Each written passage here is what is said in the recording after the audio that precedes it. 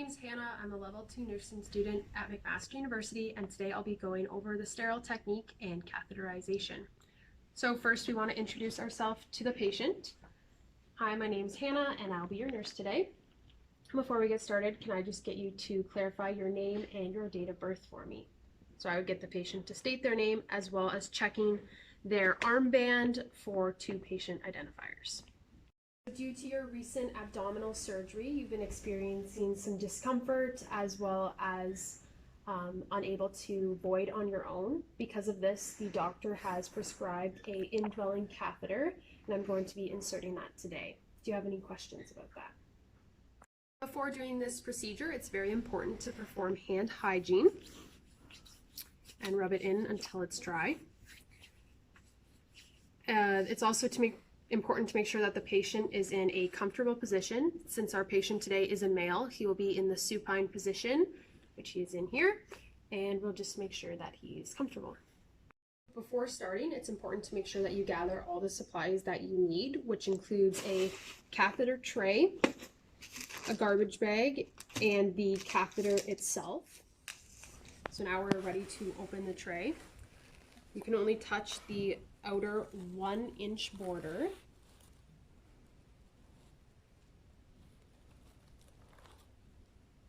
And the garbage bag we can place over here for now.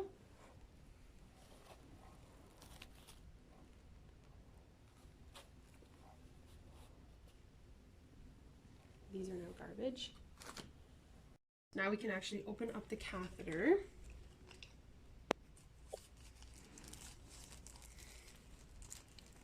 Put it in our sterile field.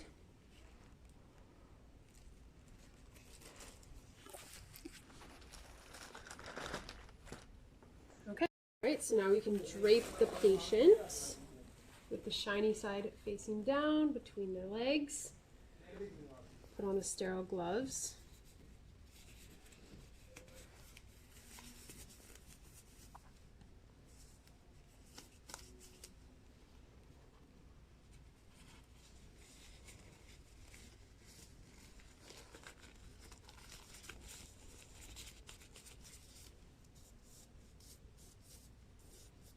Okay, so now my hands are sterile.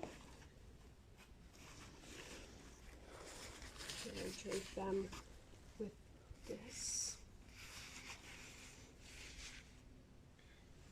Okay, now that my hands are sterile, we're ready to set up the catheter tray. Before getting started, I will test the catheter to make sure that the balloon works.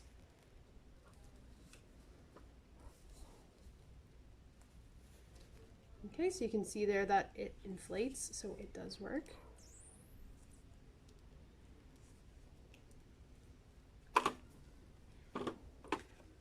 Now I will lubricate the catheter.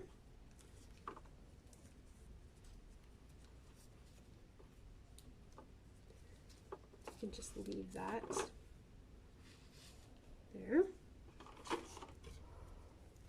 Now I'll be using this sterile solution to pour on the cotton balls. Which we now use to clean the patient. So you take one at a time. Since this is a male patient, we'll be using 3 cotton balls, starting from the outside and working our way in. So now that I've touched the patient with my left hand, it's no longer sterile. So we'll do one that.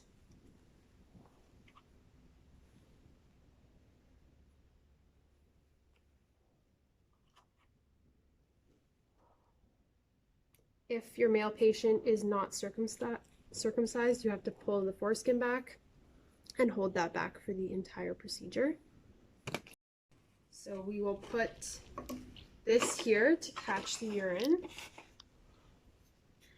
Now the catheter is ready to be inserted. I chose a 12 French catheter because this is an average male. So you want to hold the catheter about 3 inches from the tip and insert it slowly until urine starts to come out into the tray here. And that's how you know that it has been properly inserted. So you'll leave this in here until the bladder has fully drained. Then you take your syringe, make sure there's no air in it.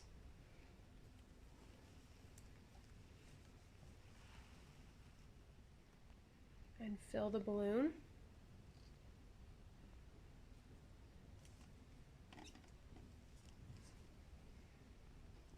The balloon is inflated, you can give the catheter a little tug just to make sure that it is in properly. Now you can grab your bag and attach it to the catheter. Now it's attached. It's important to make sure that the bag is placed below the patient. You can attach it onto the bed, but not onto the rails. And that concludes how you insert a indwelling catheter. I'm going to be demonstrating how to remove a indwelling catheter. You just need clean gloves and a syringe. So Mr. Mancini, your doctor has prescribed that we remove your catheter now because he thinks that you're able to void on your own. So we're going to be removing that today. Do you have any questions at all about that? Okay, perfect. So to start, you want to make sure that the balloon is deflated. So you hook up the syringe and pull out the fluid.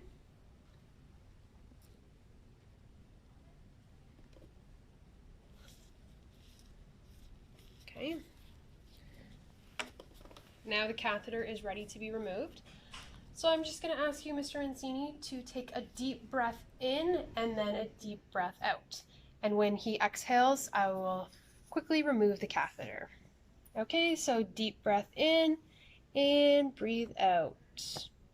Okay, so there you go. Now it is still attached to the bag. So I would take this with me and dispose of the urine properly. And that is how you remove an indwelling catheter. After doing this procedure, it's important to perform hand washing instead of using hand sanitizer because we were dealing with body fluids. Also, when you document this procedure, you want to include the time that the catheter was put in, the type that was used. So we used a 12 French. Any type of complications that happened during the procedure. And you'd also want to document the consistency and color of the urine as well.